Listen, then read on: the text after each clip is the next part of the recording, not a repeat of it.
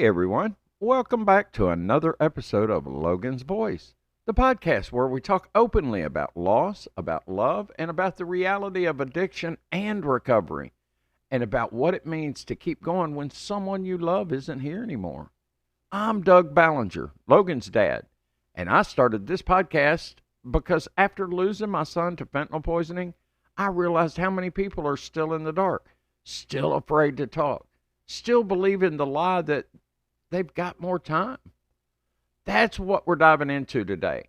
This dangerous lie we've all bought into, the lie of later, that there's always tomorrow, that there will be another chance, that we can say the important thing next time, that we can fix it after we sleep on it, that they'll be okay, that we'll be okay eventually. But here's the truth, and I say it with every ounce of pain and love I've got in me. Later isn't promised.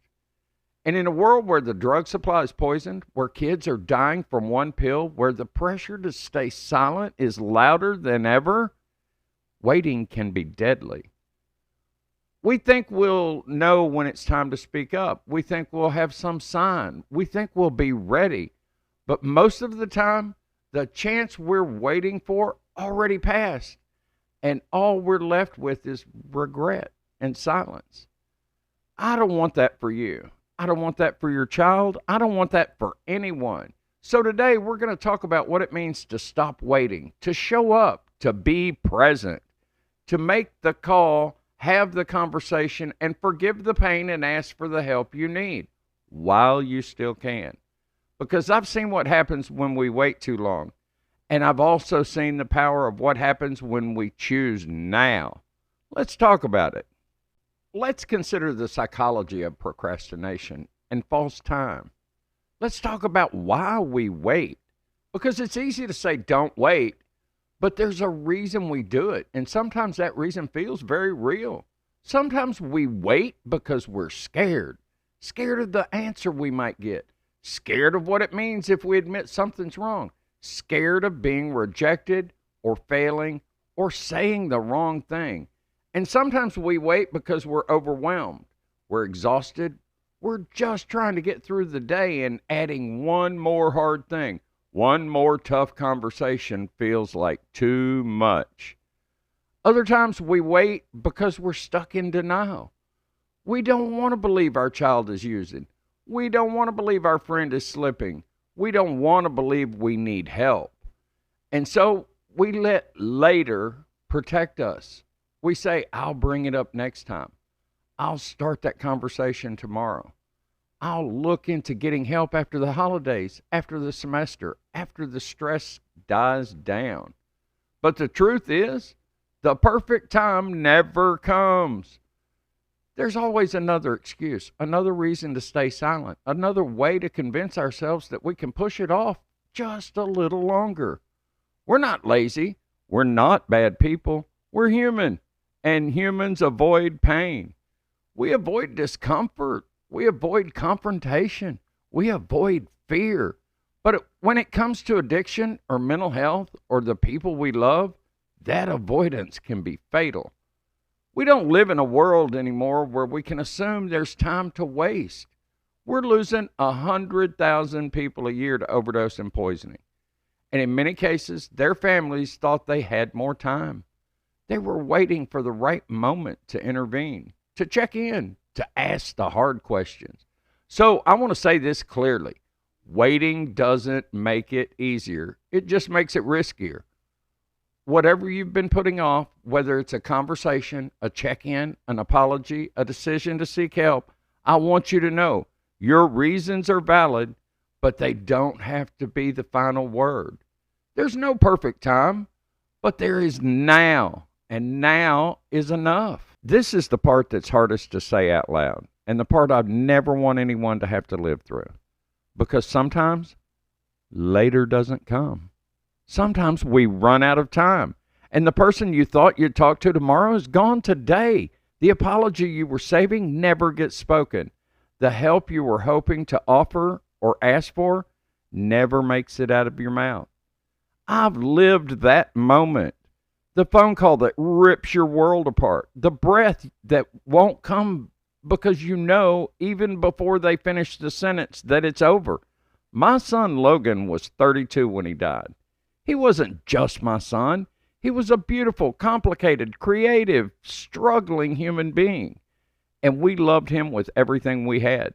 But love wasn't enough to stop fentanyl. It wasn't that we didn't see the signs, because we did, but we also saw him trying. We saw the good days, the hopeful ones. We wanted to believe we had more time to figure it out, more chances to help him get to the other side. There were conversations I was still planning to have with him, trips we talked about taking, dreams we hadn't gotten the chance to chase. I don't say this to scare you, but to wake you up. Because once you lose someone, there's a part of you that replays every single moment when you didn't act. When you said, I'll do it tomorrow. When you believed there'd be another chance. When you thought not today meant definitely someday. You can't undo that. You can't rewind time and make a different choice. All you can do is carry it. And if you've already lost someone, you know exactly what I'm talking about. You live with those echoes every day.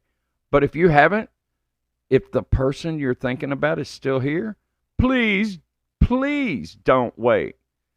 Don't let fear or pride or discomfort hold you back from what you'll wish you had said if tomorrow never comes. Because I promise you this, there's nothing harder than silence after loss. Nothing heavier than the words you saved for later. So if later is a lie, then what's the truth? The truth is you still have now, right now, in this moment. You're alive. The people you love, they might be struggling, they might be distant, but if they're still here, you still have time. You don't need to be having the perfect plan. You don't need the right words. You just need the courage to act now. We spend so much time waiting to feel ready. We think healing has to start after we figure it all out. We believe connection will come after the pain quiets down. But healing begins the moment you stop waiting. Connection begins the moment you choose to show up anyway. I've heard stories from parents who decided to show up unannounced at their kid's door and say, I'm here, I love you, let's talk. From friends who finally said, I'm worried about you. I don't know what to do, but I'm not going anywhere. From people who walked into a meeting or a church basement or picked up a phone and said, I need help. And it changed everything. You don't have to save someone's life to show up in it. Sometimes your presence is the one thing that pulls them back from the edge. And for those of you listening who are the ones struggling, I want to tell you something. I wish Logan had heard and believed. You are not weak for needing help. You are not broken beyond repair. And you don't have to wait to deserve healing.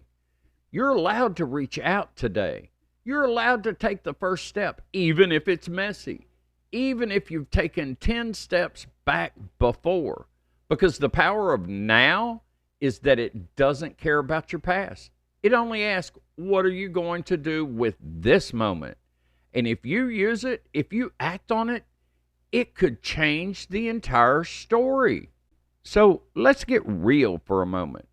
I'm not just here to tell a story or reflect on what could have been. I'm here because I don't want your story to end in silence. I don't want another parent to feel what I feel. I don't want another young person to die thinking they were alone or that they had more time to figure it all out. So here's what I want you to do right now, today. Ask yourself this. Who have I been meaning to check on? What conversation have I been putting off? What truth have I been avoiding? What healing have I delayed because I thought later would feel easier? Then I want you to do one thing about it. Send the text. Make the call. Say the words, I miss you. I'm worried about you. I love you. I need help. I forgive you. Can we talk? Don't overthink it. Don't plan for it next week. Do it now while the episode is still ringing in your ears. If you're a parent and something feels off with your kid, trust that instinct. If you're in recovery and thinking about using again, pause and reach out to your support system. If you're grieving and keeping it all inside, talk to someone. Don't carry it alone.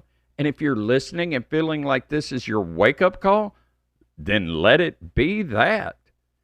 Don't wait for a sign. This is your sign. You don't need to wait for rock bottom. You don't need to wait until it's bad enough. You don't need to wait until it's too late. Start the healing. Start the conversation.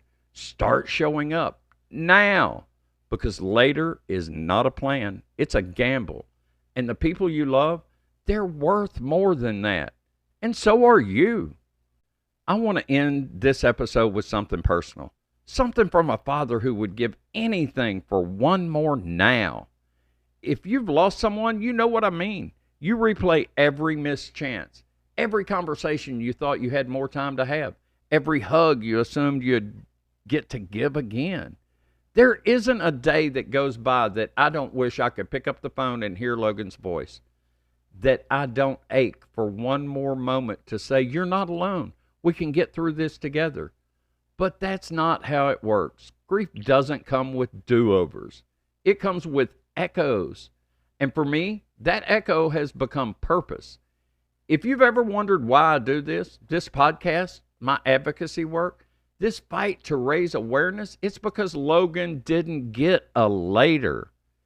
And if I can help even one person make a different choice today, then maybe another family won't have to live with what I do.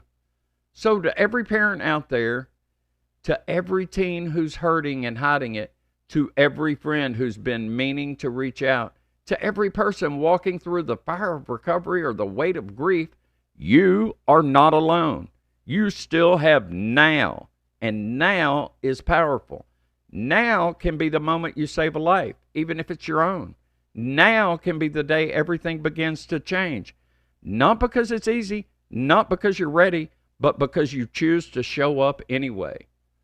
Thank you for being here, and thank you for listening.